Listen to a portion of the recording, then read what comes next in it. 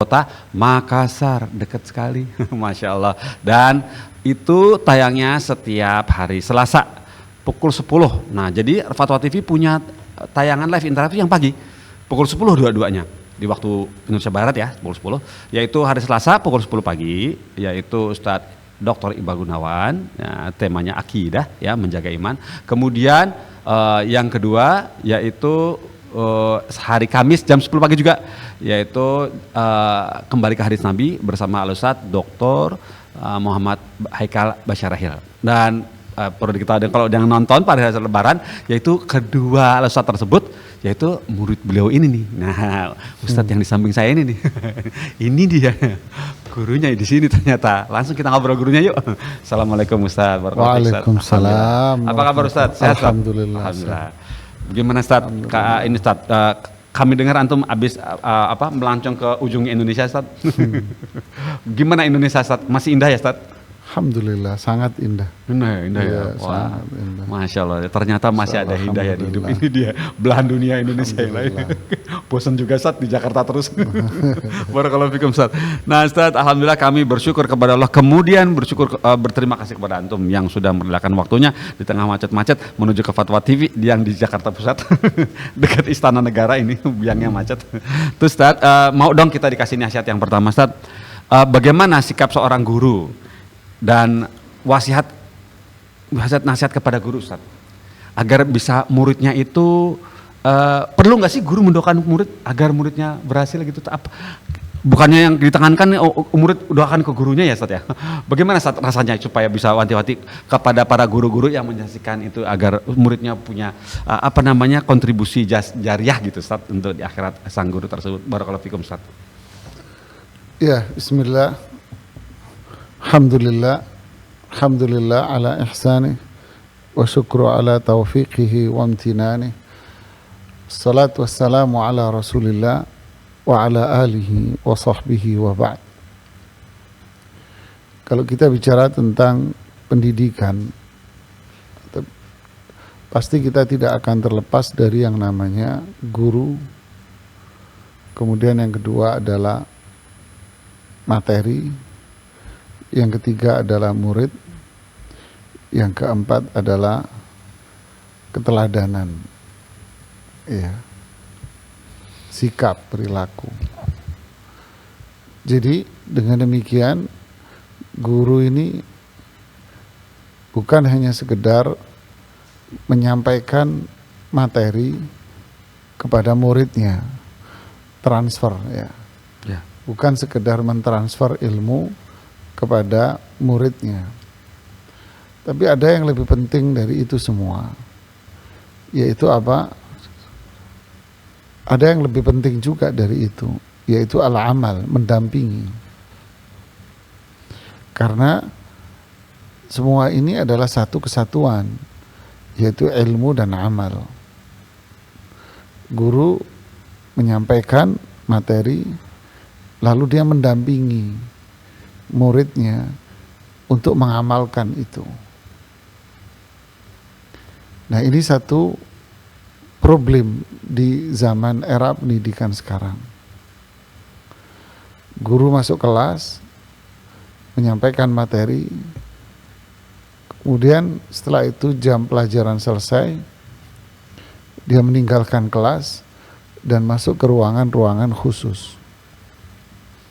Setelah itu murid berada dalam lingkungan mereka sendiri yang lepas dari guru. Kalau kita perhatikan kehidupan Rasulullah SAW dan para sahabat, mereka mampu merubah sikap dan perilakunya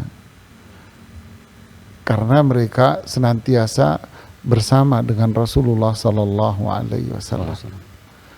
Artinya Rasulullah SAW senantiasa mendampingi mereka, berada di samping mereka, dan para sahabat pun senantiasa melihat, mendengar dari Rasulullah Sallallahu Alaihi Wasallam. Kalau Anda belajar hadis di Riyadhus Shalihin atau di Bulughul Maram, yaitu kumpulan hadis-hadis fikih, bab wudu, bab salat, dan seterusnya. Senantiasa kita mendapati para sahabat itu mengatakan, saya melihat Rasulullah SAW begini, saya mendengar Rasulullah SAW begini. Melihat, mendengar, melihat, mendengar.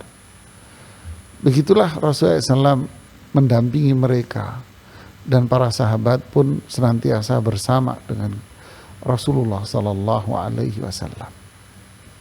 Jadi pembelajaran ini adalah seperti yang dikutip dalam Kamus Besar Bahasa Indonesia.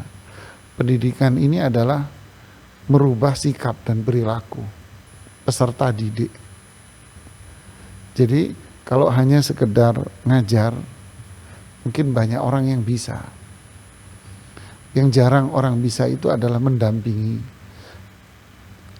merubah sikap mereka dari kondisi yang kurang baik menjadi yang baik, jadi yang baik, jadi yang istimewa, berpijak dengan Al-Quran dan Sunnah Rasulullah Sallallahu Alaihi Wasallam. Jadi guru akan duduk sama muridnya, dia akan makan, minum, beristirahat, beraktivitas, ngobrol bareng sama muridnya. Bukan guru berada di planet sendiri, muridnya berada di planet sendiri. Akhirnya terjadi sebuah kesenjangan. Nilai boleh tinggi, tapi perilaku tidak dapat. Waduh. Ya, wallahu a'lam. Masya Allah, barakallahu fikum Ustaz ya. Perlunya kebersamaan seperti itu Ustaz ya, jadi tahu. Jadi ujung dari ilmu tuh amal ya Ustaz ya, jadi berlakunya sama pendampingan. Dengan ilmu. Pendampingan, jadi guru tuh pendampingan ya. Penting sekali pendampingan tersebut. Barakallahu fikum Ustaz atas nasihatnya buat kita semua, dan sebenarnya kita juga semuanya guru Ustaz ya. Paling enggak untuk anak-anak kita ya Ustaz ya. Oh iya. Gitu. Orang tua kan dampingi anak. Iya, mendampingi anak. Jadi katakan ada pepatah Indonesia kan. Apa Ustaz?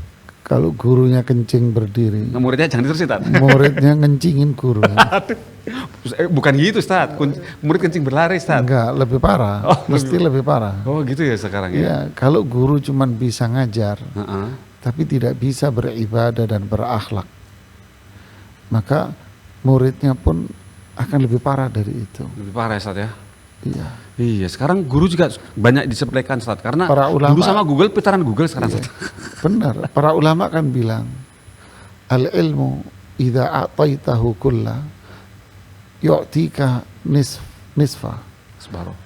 Kalau Anda memberikan semua energi Anda kepada ilmu ini, maka ilmu itu akan ngasih kepada Anda separuh. Iya, enggak seluruhnya ya, enggak penuhnya. Tapi kalau Anda ngasih separuh, berarti ilmu ini yang ngasih separuhnya lagi. makin sedikit Ustaz. Makin sedikit. Lah kalau guru hanya sekedar transfer ilmu tanpa memberikan bagaimana dia harus beramal, bersikap, berperilaku, nilainya bagus. Iya. Tapi dia tak Amalnya punya nol. perilaku dan amal. Enggak punya adab ya Ustaz ya. Iya. Dia boleh di pondok. Iya. Ya. Dia boleh nilainya bagus di Iya, pondok. di pondok. Tapi ketika masuk di rumah, dia akan setengah mati untuk nyuruh anaknya sholat subuh. Benar. Sulit dia nyuruh anak. Begitu masuk sholat Kenapa? ke rumah lagi. Karena di pondok gurunya nggak dampingin. Iya. Anak terdorong oleh pelanggaran dan peraturan yang takut. Iya. Terpaksa ya di pondok ya, terpaksa mau nggak mau bangun. Saya tidak mengatakan terpaksa. Saya mengatakan anak berjalan dengan peraturan, Belajar dengan bukan dengan sebuah kesadaran bahwa ini harus saya kerjakan. Kenapa nggak begitu? Karena gurunya di ruangan sendiri, nggak sama murid. Iya. Gurunya nggak nampingin. Ya, Masya Allah. Ya, Begitu Ustaz, Masya Allah, Masya Allah. Ya pemirsa, semoga apa yang sudah disampaikan Ustaz Nizar, aduh terharu juga kita bahwa di sini semoga kita dapat mengambil ya, menjadi guru itu cukup berat, dan di sini kita sama-sama sudah mendapatkan nasihat dari seorang guru yang alhamdulillah murid-muridnya sudah Masya Allah. Semoga Allah memberikan antum pahala-pahala kepada antum ya Ustaz ya. anak masih muda, Pak. Si enom. Ya, pahala jariah Iya, maksudnya nanti si insya Allah. masih muda. Oh, masih muda Ustaz. Iya. Masya Allah, barakallahu fiik. Iya Ustaz, percaya Ustaz. Baiklah pemirsa, alhamdulillah seperti itu. Nasihat seorang guru kepada guru-guru ya, barakallahu fikum. Dan kita masuk pertanyaan pertama ya, boleh Ustaz ya. Pertama datang dari Ini namanya Ummu Dafa di Cirebon. Cirebon Ummu Dafa. Begini bunyinya. Bismillahirrahmanirrahim warahmatullahi wabarakatuh. Ustaz Nizar, izin bertanya hukum waris Ustaz. Nah, ayah dan ibu sudah meninggal dunia. Ayah mewariskan rumah dan tanah. Jumlah anak 9, dalam kurung 6 laki, 3 PR. Nah, 3 perempuan maksudnya. Terus kemudian alhamdulillah semua sudah menikah. Dari 9 anak hanya 8 yang setuju rumah dan tanah dijual. Bagi yang tidak setuju laki-laki dalam kurung, berapa tanah halaman belakang rumah? Tidak setuju, bagi yang tidak setuju laki-laki dalam kurung laki-laki berupa tanah halaman belakang rumah. Rumah dan tanah sudah dijual. Belakangan saudara tanda tangan jual. Saudara tadi juga jual tanahnya. Terus kemudian karena nilai jual tidak sama, maka saudara tadi minta bagiannya digenapkan dalam kurung sama dengan bagian saudara laki-laki. Apakah semua saudara yang lain juga wajib patungan untuk itu ya Ustadz? Syukron. Oh, ini tulisnya rada-rada nih ya. Barakallahu fikum Ustadz. Mudah-mudahan nanti bisa paham.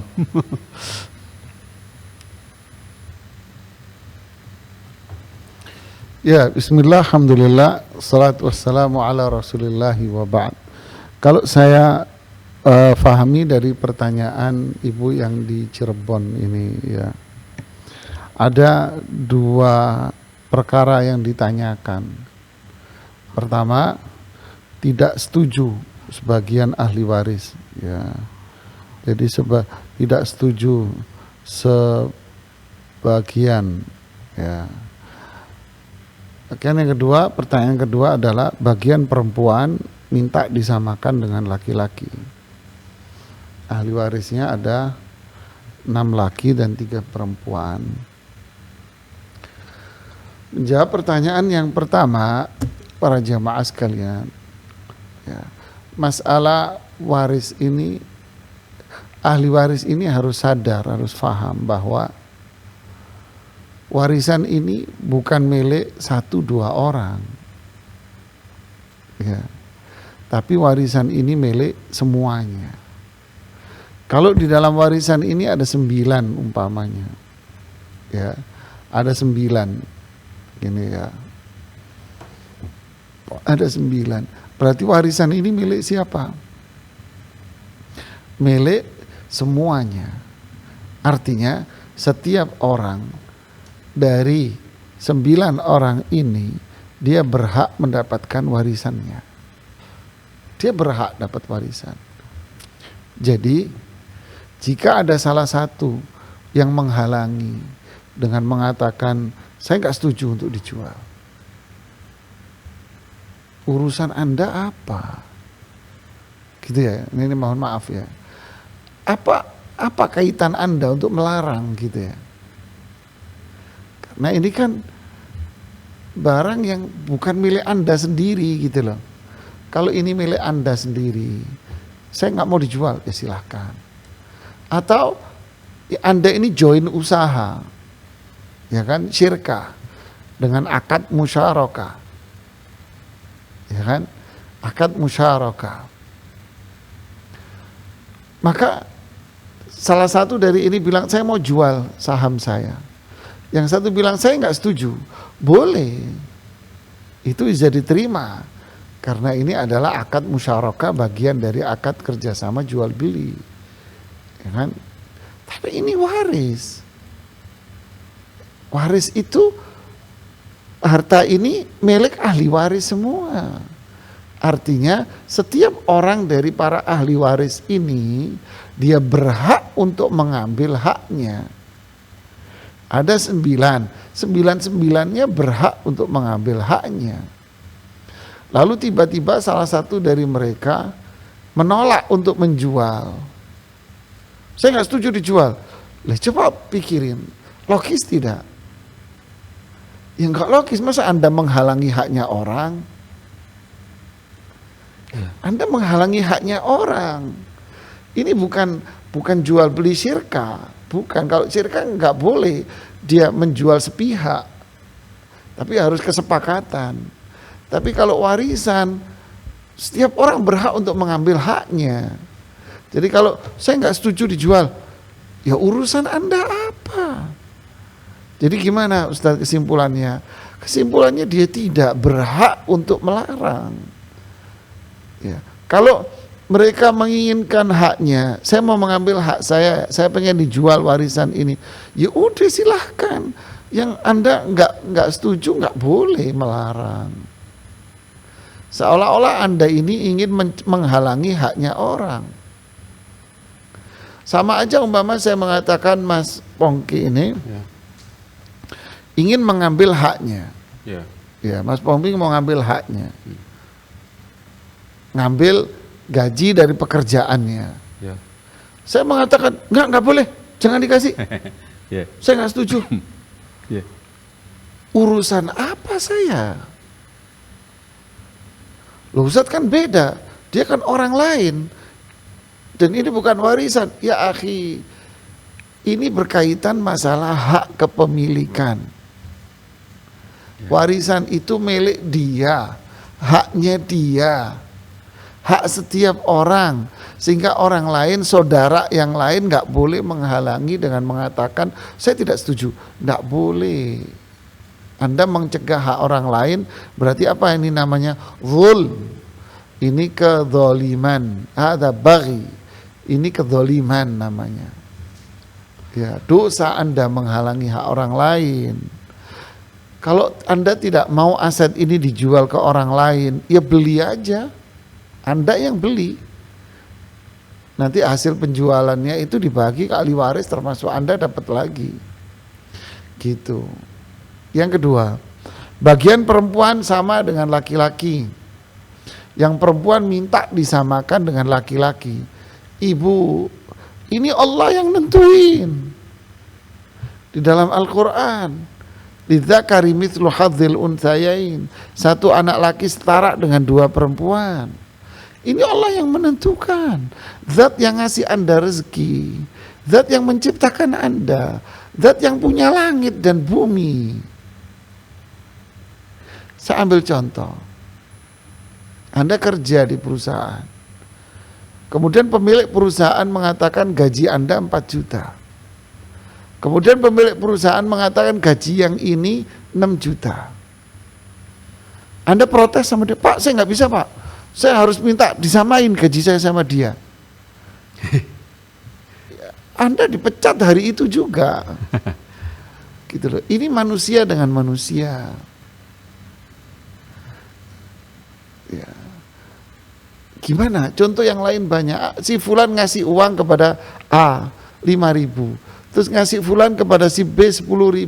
Terus yang si A protes, kenapa Anda kasih saya 5.000 nggak 10.000? Saya minta 10.000. Ini orang sehat apa enggak sih? Kan gitu Anda akan mikir ya, mohon maaf ya. Apalagi ini dari zat yang menciptakan kita. Dari Allah pencipta sekalian alam. Zat yang hanya kepadanya kita ibadah. Kok diprotes gitu loh. Enggak bisa, saya minta rata sama laki-laki. Loh siapa Anda kok protes sama Allah gitu ya. Hati-hatilah kita berpikir dari bisikan syaitan seperti ini.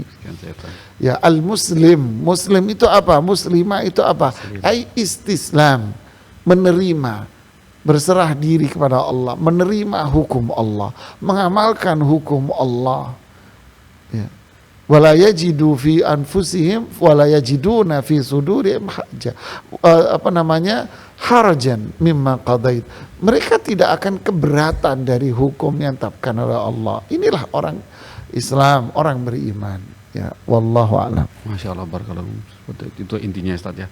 Taslim ya Ustaz ya, menyerah diri ya Ustaz. Dari aturan-aturan yang sudah Allah tentukan, barakallahu fikum Ustaz. Kemudian pertanyaan berikut dari Geni Suriayu mungkin ya gitu ya namanya, dari Bekasi, Jawa Barat, berkata seperti ini, bertanya, Assalamualaikum Ustaz Nizar, izin bertanya, bagaimana apabila seseorang yang menggadaikan sawahnya, kemudian dia meninggal dunia dan hutangnya belum dibayar sama sekali, apakah boleh sawah tersebut menjadi hak milik orang yang memberi hutang dalam kasus ini keluarga atau keturunan orang yang menggadaikan ini sudah tidak ada lagi. Mohon petunjuknya. Jazakallah khair. Ya, bismillah, alhamdulillah, salatu wassalamu ala rasulillahi wa ba'd. Sebetulnya pertanyaan ini berkaitan dengan masalah waris adalah si fulan wafat dan dia meninggal Hutang. dengan memiliki hutang, Iya. ninggalin utang lah. Dan utang dia itu dengan gadai. Pertanyaannya siapa yang tanggung jawab?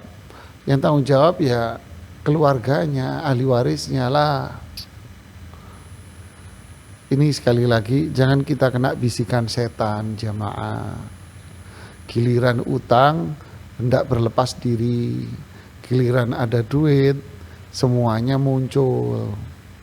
Fa inna lillahi wa inna ilaihi raji'un. Astaghfirullahaladzim. Kasihan orang tua Anda. Kasihan orang tua ini, subhanallah. Mendidik setengah mati, hujan, panas, kemarau, musim penghujan, semua dia lalui, semua dia tanggung semuanya. Rela nggak makan, yang penting anaknya makan dulu. Giliran mereka tua, ngutang-ngutang untuk anaknya. Lalu mereka wafat, anaknya nggak mau tanggung jawab. Ya Allah, astagfirullahaladzim. Saya nggak kebayang ya bagaimana perasaan seorang tua ya akhi. Ya, giliran orang tua punya utang, ya sudahlah, biar itu aja buat bayar. Loh, kenapakah Anda yang bayar, Mas? Bayar utangnya. Ya, patungan Anda, patungan untuk melunasi utang Anda. Astaghfirullahaladzim. Nggak ada artinya itu dibanding dengan perjuangan orang tua Anda. Iya. Jawaban yang kedua, kalau toh memang ahli warisnya semuanya miskin tak mampu untuk bayar. Kalau toh ahli warisnya miskin tak mampu, bisa nggak gadainya itu dipakai untuk pelunasan? Bisa, tapi bukan seperti yang Anda sampaikan, yaitu ya sudah itu tanah buat bayaran, nggak bisa begitu. Ya, gimana dong? Karena ini akadnya hutang piutang, Ya. maka sawahnya dijual dulu. Oh iya. Hutangnya berapa? 20 juta.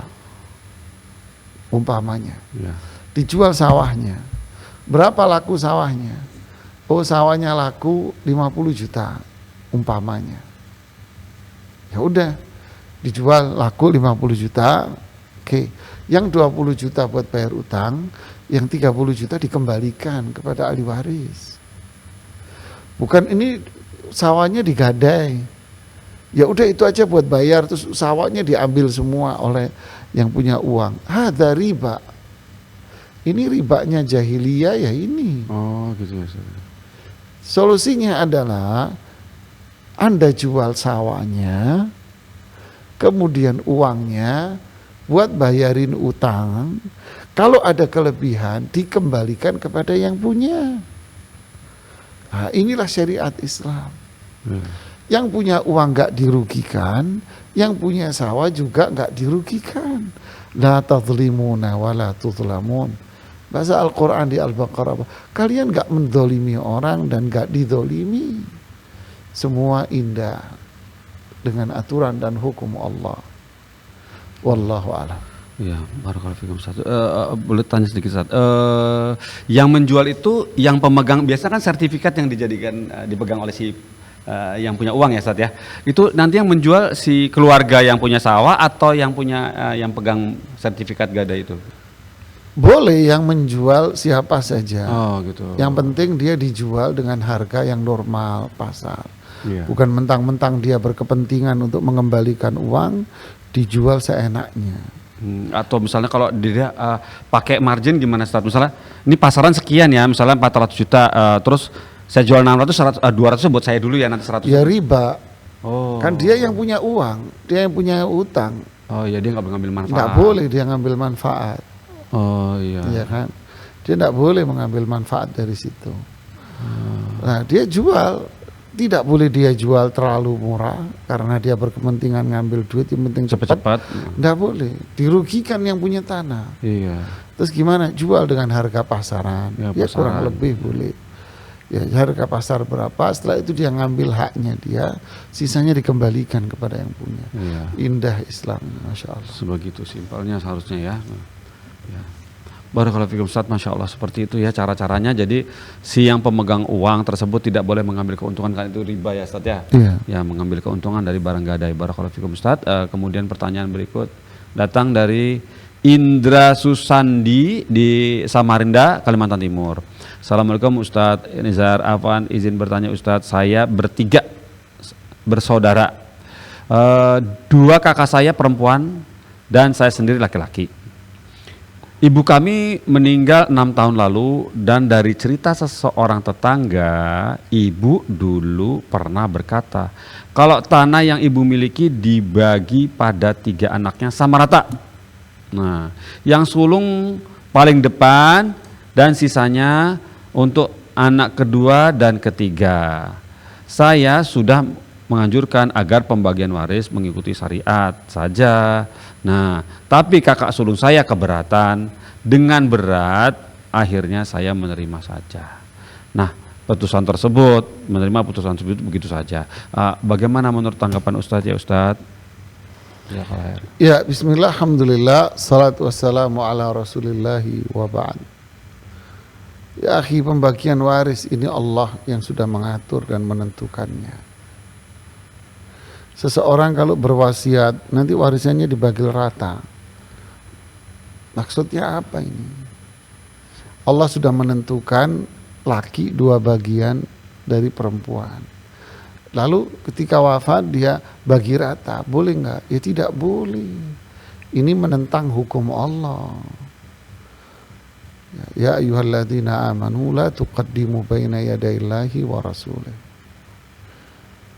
Jadi kalian jangan mendahului Allah dan Rasulnya lah dengan pandangan pribadi. Ya. Jadi wasiat seperti itu tidak boleh dilaksanakan. Karena apa? Benturan dengan syariat Islam. Tidak boleh diamalkan. Ya, tapi tetap kembali kepada ketentuan dan perhitungan syariat. Terus wasiatnya nggak berlaku karena berlawanan dengan syariat. Bahkan tidak boleh diamalkan. Ya, barakallahu fiik. Masya Allah, barakallahu fikum. Nggak boleh bagi rata begitu ya Ustaz ya. Dianjurkan mengikuti syariat saja agar aman di akhirat. Barakallahu fikum Ustaz atas jawabannya. Berikutnya pertanyaan datang dari Arfiani Siti Akbari di Pekanbaru Riau. Begini bunyinya, Assalamualaikum Pak Ustadz Nizar, izin bertanya tentang warisan. Kami bersaudara 8 orang, ada 8. Ibu telah meninggal 2015, saudara laki-laki meninggal 2017, ayah meninggal 2018. Gimana? Ayahnya? Ibu meninggal 2015. Bentar, ibunya 2015. Ayahnya 2018 meninggalnya. 2000. Saudara laki-laki meninggal 2017. Anak laki jatuhnya kan ya? Iya, terus anak laki berapa? Di sini meninggalnya? 2000 tahun 17. Enggak disebut jumlahnya tapi tahunnya 2017. Enggak, 2017. Iya, 2017. Terus kemudian orang tua kami meninggalkan sebuah rumah. Nah, sebuah rumah kita anaknya 8 ya Pak Ustadz ya tadi ya. Terus kemudian kami meninggalkan sebuah rumah. Kami 8. Yang masih hidup 2 laki-laki dan 5 orang perempuan. Jadi ada 7 nih. 2 laki-laki dan 5 orang perempuan. Kami akan menjual rumah warisan orang tua tersebut ya Ustadz. Kami ingin menjualnya seharga misalnya 12 M. Misalnya kurung tutup. Terus kemudian dan dibagi untuk anak laki-laki dapat 4, untuk 5 orang anak perempuan dapat 5. Nah, terus berarti totalnya 9. Nah, katanya dia gitu, titik. Terus sisa yang 3 kami pakai untuk membangun masjid atas nama orang tua kami dan saudara yang juga sudah meninggal. Nah, untuk merapikan rumah orang tua di kampung, untuk meninggal, untuk bangun nama orang tua, bangun masjid atas nama orang tua dan juga saudara yang meninggal di kampung, dan juga untuk merapikan rumah orang tua di kampung dan membuat pagarnya juga. Nah, apakah boleh dengan cara seperti itu ya Ustadz? Mohon nasihatnya. Jazakallah khair. Ya, bismillah, alhamdulillah, wassalatu wassalamu rasulullah ba'd. Jawaban singkat, tidak boleh. Jawaban singkat, tidak boleh Anda melakukan seperti itu. Hadza zulm, ini kezaliman. Loh, kok bisa Ustaz? Ya, karena satu, Anda kalau mau hitung seperti itu, Anda bisa memakan hartanya orang. Makanya saya bilang ada kezaliman. Ya. Terus bagaimana dong Ustadz? Oke, tadi Anda menyebutkan ibu wafat 2015, ayah 2018, anak laki 2017, kemudian memiliki harta 12 M. Ya. Pertanyaannya, ini harta ini punya siapa? Kalau Anda bilang punya orang tua, bisa, ini wafatnya lain-lain. Iya. Kalau seandainya harta itu milik ibu Anda, tuh rumah 100% milik ibu Anda, berarti suaminya itu dapat hak dari warisan itu. Jadi andai harta ini milik si ibu ini, Ya. berarti si ayah ini dapat 1/4, Iya. ya kan? Iya. Si ayah ini dapat 1/4 loh jamaah. Dia dapat 1/4. Dan anak laki yang wafat ini juga dapat warisan ini. Iya. Ini dapat warisan dia. Sama dengan yang ini digabung. Ya kan? Kalau harta ini milik siapa? Ayah. Milik ayah, umpama ini harta milik ayah. Milik dia nih. Ya kan? Berarti siapa? Ini anak laki. Ya kan, dia punya istri, punya anak, ya kan. Istrinya tentu bukan ahli waris. Anaknya dia memang ahli waris. Ini ahli waris. Tapi di sini ini ada, tapi karena dia gugur, kan gitu. Nah, baru di sini Anda bisa menghitung warisan itu buat mereka saja, baru boleh. Oke, sekarang kalau harta ini gabungan, ya, kalau harta ini gabungan, ya, harta ini gabungan, ada milik ibu, ada milik ayah, berarti Anda harus menghitung berapa persen milik ibu, berapa persen milik ayah, lalu baru dihitung dengan perhitungan yang berbeda-beda. Jadi nggak bisa Anda menghitung main sporadis begitu aja. Tentukan dulu ini rumah punya siapa. Ya. Ya, takutnya Anda mendolimi orang nanti. Iya. Nggak bisa, udah itu sudah meninggal ya sudah nggak dapat. Nggak bisa, ini rumah punya siapa dulu. Ya, main bagi-bagi aja. Yang ini buat betulin pagar, yang ini nggak bisa, hitung dulu ya akhi. Hitung dulu ini harta punya siapa. Iya. Ya, itu secara syar'i dulu, jangan main bagi-bagi aja. Ya, barakallahu fiik. Barakallahu fiik. Masyaallah, semoga yang bertanya tadi Mas Arfan Siti Akbari tadi ya yang di Lampung bisa paham apa yang sudah diberikan petunjuk oleh Ustadz Nizar. Pertanyaan berikut juga datang dari Septi Khotimah di Lampung, Bandar Lampung. Begini bunyinya, Assalamualaikum Ustadz Nizar, izin bertanya, jika suami atau saya sebagai istrinya meninggal, bagaimana ya pembagian harta warisannya? Suami masih memiliki ibu. Nah, kemudian anak kandungnya ada 5, 3 perempuan, 2 laki-laki. Nah, anak tiri ada 1. Nah, kemudian suami 7 bersaudara, 6 laki, 1 perempuan. Nah, saya memiliki anak kandung 3, anak tiri 3. Kedua orang tua saya sudah meninggal. Saudara kandung saya 9, 5 laki-laki dan 4 perempuan. Mohon nasihatnya, jazakallahu khair. Ya, bismillah, alhamdulillah, wa ba'd. Pertama, terima kasih kepada ibu yang bertanya dari Lampung. Yang kedua, jawaban dari pertanyaan Anda ini panjang kali lebar. Yang ketiga, ini belum terjadi. Yang keempat, jadi jawabannya nanti kalau sudah terjadi hubungi saya akan hitungin. Barakallahu fiik. Iya, Ustaz. Apa memang manusia punya sifat-sifat seperti itu, Ustaz? Masih jaga-jaga gitu apa? Nah, itu panjang jawabannya, kasihan pertanyaan yang lain. Iya kan? Iya, dan masalahnya belum kejadian juga. Belum terjadi. Kalau udah terjadi saya hitungin sekarang. Gitu. Kalau belum terjadi kasihan, itu pertanyaan setumpuk di situ. Iya. Iya kan? Allah barakallahu fikum Ustaz. Barakallah. Mohon maaf Ibu ya. Aduh, ada-ada aja. Berikutnya pertanyaan datang dari Ibu Lia di Jakarta Barat. Begini bunyinya. Assalamualaikum warahmatullahi wabarakatuh Ustaz Tizar. Pertanyaan untuk Ustaz Tizar. Ustadz, 1 tahun yang lalu kakak perempuan saya meninggal. Selama hidup beliau tidak bekerja. Apakah rumah yang dibeli selama menikah harus dibagi sebagai ahli waris? Itu pertanyaan pertama. Kedua, qadarullah keluarga ada masalah. Sehingga sebelum meninggal beliau memberikan wasiat kepada anak-anaknya agar rumah tidak dijual dan jangan sampai diambil oleh suaminya atau ayah dari anak-anaknya. Bagaimana hukumnya ini Ustadz?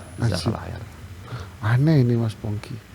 Ya, bismillah, alhamdulillah, salatu wassalamu rasulullah ba'd. Istri tidak bekerja, nggak punya penghasilan. Terus rumah punya siapa jamaah? Tidak dijelaskan di situ kalau dia dapat ini dari warisan orang tuanya umpamanya. Tidak disebutkan. Yang jelas tidak punya apa-apa. Ya. Jadi ini milik dia nggak punya penghasilan. Berarti kesimpulannya, ya ini mohon maaf, semoga saya yang salah. Ya, semoga saya yang salah. Ya. Jadi sepertinya ini rumah yang memang milik suaminya. Karena dia tidak punya penghasilan apapun, nggak punya pemasukan, murni ibu rumah tangga. Berarti rumah milik suami. Lalu dia bilang, subhanallah, kalau meninggal jangan dikasih ke suaminya. Kenapa? Mungkin semoga saya salah. Mungkin cemburu, dia nggak boleh kawin lagi suami. Makanya bilang semoga saya yang salah gitu ya. Tentu ini sikap luar biasa, emak-emak ini luar biasa ya. Sampai meninggal pun masih ngatur gitu loh. Mohon maaf ya ibu-ibu, mohon maaf. Ya, sampai wafat pun ngatur gitu ya. Yang lebih dahsyat lagi, barang bukan milik dia pun diatur. Yang lebih dahsyat lagi, yang punya pun dilarang. Ajaib jemaah. Yang punya dilarang. Ya sama aja Mas Pongki punya motor. Saya bilang, Mas Pongki nggak boleh dipakai motornya ya. Lu apalah hak saya untuk ngelarang. Astagfirullahaladzim. Ya. Suami punya beli rumah. Lalu istrinya bilang, nanti kalau saya wafat rumahnya jangan dikasih ke bapakmu ya. Lu dia yang punya, kok ada ngelarang? Astagfirullahaladzim. Iya. Ala kulli hal, ibu yang lainnya yang ada, Bu, jangan bersikap seperti ini. Terlalu sayang sama suami. Ini sayang berlebihan ini, Bu. Ini bukan sayang, ini ngatur luar biasa ini. Iya. Ini urat ngaturnya nggak tahu ada berapa biji ini, nggak boleh Ibu. Ya berikanlah, memang ini bukan maklum, nggak bisa dimaklumi ini, nggak boleh begini. Ya berikan, memang dia punya hak ya sudah. Anda wafat, yang istri wafat, silahkan suaminya menikah lagi lah. Dia punya kebutuhan. Sebagaimana kalau suami wafat, perempuan silahkan menikah lagi. Kalau ada jodohnya kan gitu. Iya. Beginilah kehidupan. Jadi apa yang dilakukan oleh ibu ini, dia bikin wasiat, semua ini wasiat nggak ada nilainya. Kenapa? Ya karena yang dia wasiatkan barang bukan punya dia. Ini sama aja, si A wafat, dia berpesan rumah yang di tetangga saya, tetangga nggak boleh jual. Dia kan berwasiat atas barang yang bukan milik dia, yang nggak ada artinya wasiat. Ya mohon maaf Ibu, semoga saya yang salah paham, ya mohon maaf ya. Wallahu a'lam. Barakallahu fikum Ustaz ya. Ya mungkin ini seorang istri yang sayang sekali kepada suaminya sehingga nggak mau nanti di cintanya berbagi-bagi Ustaz. Barakallahu Ustaz. Kan udah mati Mas Fong. Barakallahu fikum Ustaz. Oh, kemudian ya pemirsa, begitu kita sambung tadi sedikit intermezzo ya barakallahu fikum. Jadi Dan ini saya subhanallah ya. ya macam-macam Ustaz ya, pemasaran di dunia. Aduh, Jadi improvisasinya banyak. Sampai ada ibu-ibu, Ya. ini mohon maaf ibu-ibu ya. Sampai apa namanya suaminya wafat nggak dibayar-bayar kuburannya. Oh gitu. Iya. Waduh. Jadi akhirnya yang jaga kuburan Bu ini kalau nggak dibayar iurannya saya tumpuk. Saya Tuntut tumpuk orang sama lain maksudnya? orang lain. Ini kebetulan ada yang meninggal perempuan, Ustaz bayar nanti. Dibayar langsung. Bayar langsung ya. Itu lucu lah ini cerita ya, mohon maaf ya jamaah. Dia pikir ya, bakalan pacaran kali ya Iya, sama iya. mayat yang berikutnya. biar nggak tegang hitungnya waris gitu ya. Iya. Oh, wah itu nasihat buat para penggali kubur. Iya. Bagi yang nggak dibayar-bayar bisa dengan cara Iya, seperti itu. iya. Astagfirullah. Tapi Iya. bercanda pemirsa, semoga Iya. ini tidak dimasuk ya. Iya. Ya Allah jangan dicatat takut. Iya. Berikutnya Ustadz, ini pertanyaan berikut datang dari Variane di Variane Wirangkat Emilia, Masya Allah, cakep banget namanya. Di Jakarta Selatan, pertanyaan berikut seperti ini.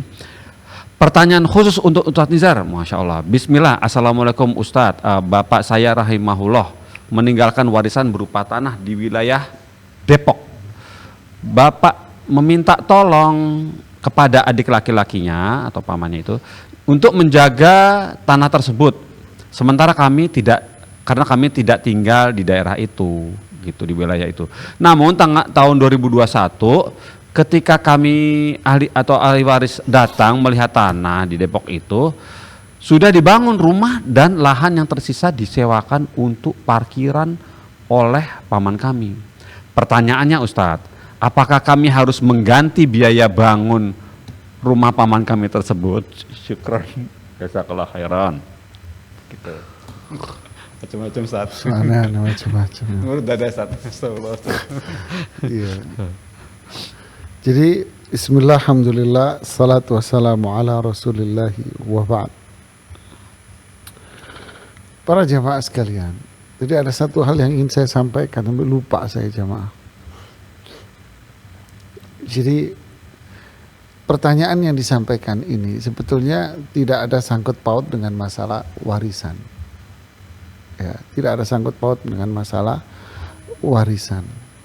Kemudian yang kedua ingin saya sampaikan masalah wasiat. Ya, seseorang berwasiat bahwa agar rumahnya atau tanahnya, rumahnya biasanya rumah jangan dijual ya buat ngumpul-ngumpul. Nah ini yang ingin saya sampaikan. Ini wasiat seperti ini juga nggak berlaku. Kenapa? Karena ketika dia wafat, barang bukan punya dia lagi, kok masih ngatur lagi gitu ya. Iya. Jadi kalau seseorang wafat, ya hartanya milik ahli waris. Ahli waris diserahkan. Sudah terserah Selesai, ahli ya. waris, gitu kan? Terserah ahli waris. Ahli waris mau menjual, ahli waris tidak mau menjual dengan kesepakatan. Atau mau diwakafkan ya. Terserah ahli waris mau mewakafkan, itu hak mereka. Jadi wasiat bahwa tidak boleh dijual buat ngumpul-ngumpul itu juga tidak berlaku. Tidak berlaku. Adapun berkaitan dengan pertanyaan tadi, nanti silahkan ditanyakan kepada Ustadz yang mengampu masalah muamalat. Ya, barakallahu fiik. Barakallahu fikum Ustaz, Masya Allah, barakallahu fikum, alhamdulillah. Ustaz, dengan jawaban antum kepada Ibu Variane, menuntaskan acara kita di sore ini Ustaz. Alhamdulillah. Masya Allah. Bagaimana Ustaz kesannya Ustaz atas jawaban pertanyaan sore hari ini? Bisa diambil kesimpulannya Ustaz, nasihatnya Ustaz buat para penanya. Para jamaah sekalian, Rasulullah SAW pernah bersabda, dan ini hadis sahih, la yu'minu ahadukum hatta yakuna hawahu taba'an lima ji'tu bih. Seseorang tidak beriman sampai hawa nafsunya itu mengikuti apa yang aku bawa. Hawa nafsu ini memang punya bawaan.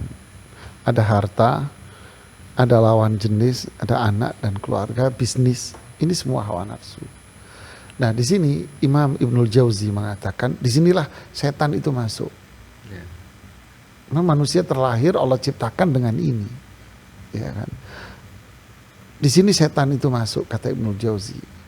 Masuk untuk apa? Ingin menjadikan lawan jenis, harta, keluarga, bisnis itu lebih dominan dan lebih unggul. Ini akan dijadikan dia di rating tertinggi, tingkatan paling tinggi. Nah, kalau setan ini berhasil, berarti maka itulah jadinya hawa nafsu yang membinasakan manusia. Akibatnya dia akan meninggalkan hukum Allah, syariat Rasulullah SAW, dibuang. Makanya Rasulullah mengatakan tidak beriman sampai hawa nafsunya mengikuti aku.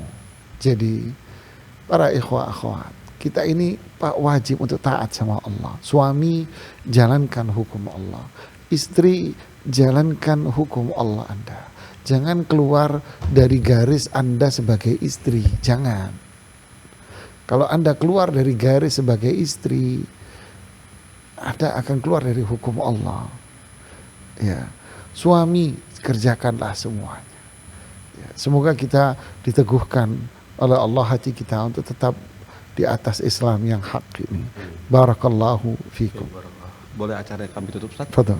Alhamdulillah. Pemirsa Fatwa TV, seru hari ini, Masya Allah. Kami cukup dapat ilmu dari Ustaz, dapat nasihat tentang guru juga, dapat nasihat juga pemirsa di akhir acara ini, dan semoga Allah pertemukan kita kembali di pekan depan dengan acara yang sama dengan Ustaz sama, agar kita mendapatkan lagi pelajaran-pelajaran lagi dari Ustaz Nizar Sa'jabal di seperti biasanya hari Senin pukul 5 sore. Insya Allah kita tutup acara ini dengan kafaratul majelis. Subhanakallahumma wa bihamdika asyhadu an la ilaha illa anta astaghfiruka wa atubu ilaika. Wassalamualaikum warahmatullahi wabarakatuh. Jazakallahu khairan Ustaz. Alhamdulillah. Alhamdulillah.